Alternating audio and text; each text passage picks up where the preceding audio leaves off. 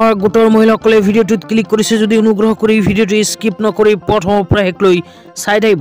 ইয়া আপোনালোকে স্ক্ৰীনত চাব পাৰিছে, ইয়াই হৈছে এপ্লিকেশ্যন ফৰ্ম।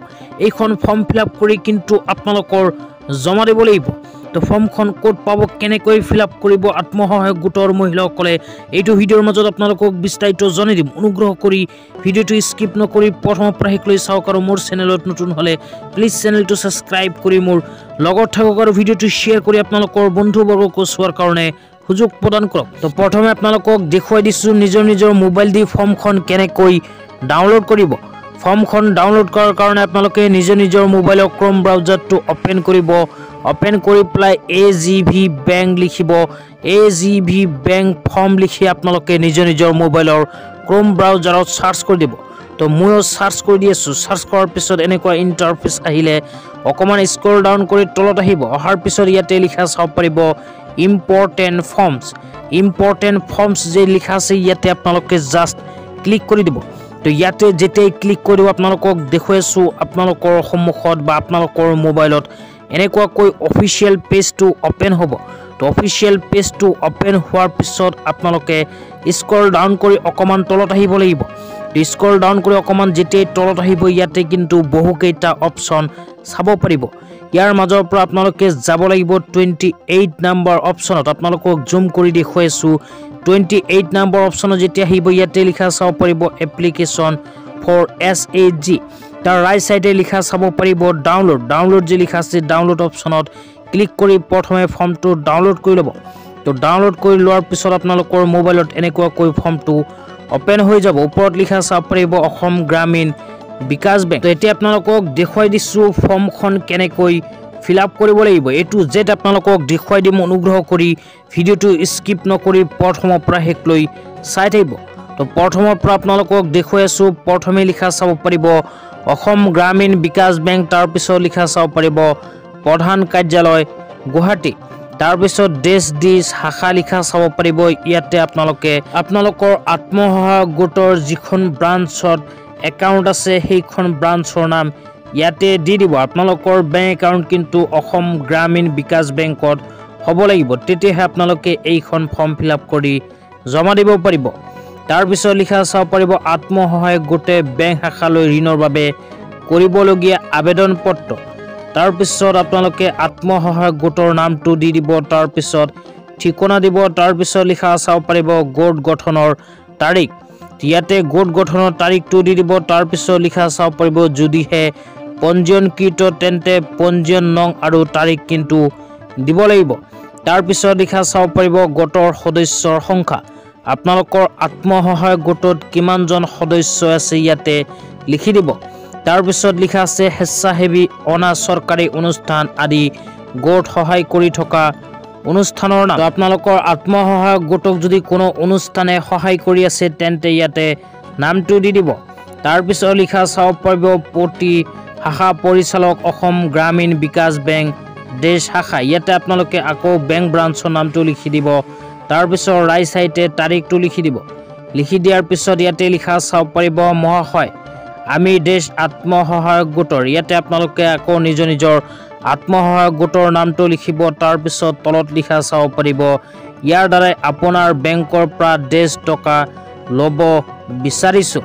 তো ইয়াতে আপোনালোকে আপোনালোকৰ আত্মসহায়ক গোটত যদি 10জন সদস্য আছে তেন্তে 1 লাখ লিখিব। 12জন সদস্য থাকিলে আপোনালোকে 1,20,000 বা আপোনালোকৰ 15জন সদস্য যদি থাকে 1.5 লাখ টকা লিখি দিলে আপোনালোকে কিন্তু প্ৰতিজন সদস্যই 10,000 টকাকৈ ঋণ লাভ কৰিব পাৰিব। তাৰপিছত আপোনালোকৰ আত্মসহায়ক গোটৰ প্ৰেচিডেণ্ট আৰু ছেক্ৰেটাৰীৰ নাম লিখি ইয়াতে চহী কৰিব দিব। তাৰপিছত আহিব অনুলগ্ন 1।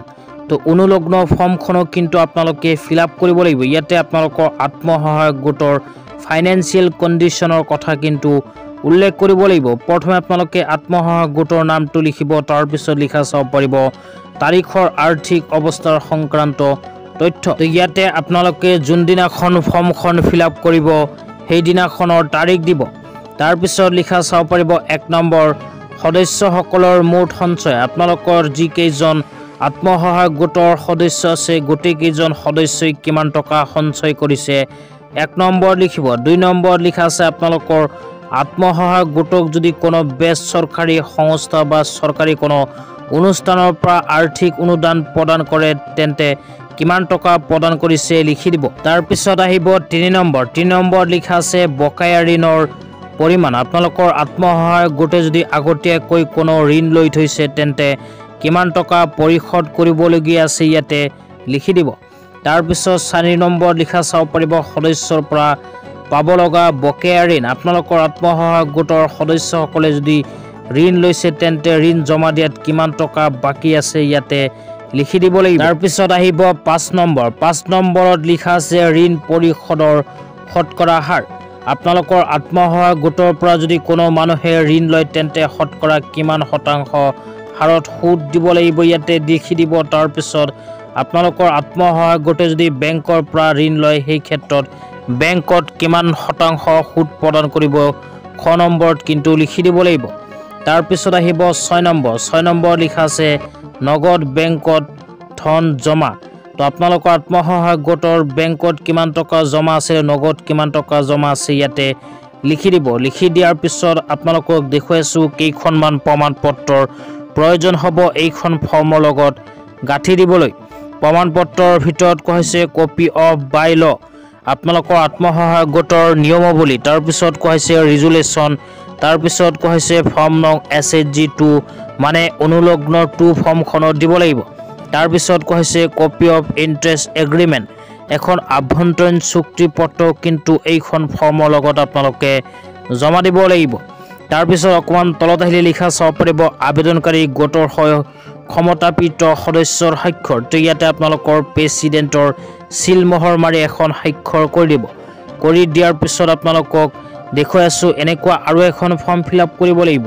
তো এই ফৰ্মখনত কি লিখিব লাগিব এতিয়া জনাইছো। প্ৰথমে লিখা চাব পাৰিব অসম গ্ৰামীণ বিকাশ বেংক। তাৰ পিছত আপোনালোকৰ বেংকৰ ব্ৰাঞ্চৰ নামটো লিখিব। তাৰ পিছত লিখা চাব পাৰিব প্ৰথমে ক্ৰমিক নং। তো আপোনালোকৰ আত্মসহায়ক গোটৰ যিকেইজন সদস্য আছে সেইকেইটা ক্ৰমিক নম্বৰ দিব। তাৰ পিছত চাব পাৰিব ঋণীৰ নাম, ইয়াতে আপোনালোকৰ আত্মসহায়ক গোটৰ সদস্যৰ নাম লিখিব। তাৰ পিছত স্বামী বা পিতাৰ নাম লিখিব। তাৰ পিছত ঋণৰ উদ্দেশ্য লিখিব লাগিব, আপোনালোকে টকাখিনি লৈ কি কাম কৰিব বিচাৰিছে ইয়াতে কিন্তু উদ্দেশ্যখিনি লিখিব লাগিব। তাৰ পিছত ঋণৰ পৰিমাণ লিখিব লাগিব, আপোনালোকে কিমান টকা ঋণ ল'ব বিচাৰি আছে। তাৰ পিছত চহী কৰিব লাগিব। তো আপোনালোকৰ গোটৰ প্ৰেচিডেণ্ট আৰু ছেক্ৰেটাৰী চহী কৰি পেলাই আত্মসহায়ক গোটৰ এখন চিল মাৰিব লাগিব। ইয়াতে কোৱা হৈছে যে গোটৰ চিলমোহৰ, ইয়াতে চিলমোহৰ মাৰি দিলেই ফাইনেলি ফৰ্মখন ফিল আপ কৰা হৈ যাব।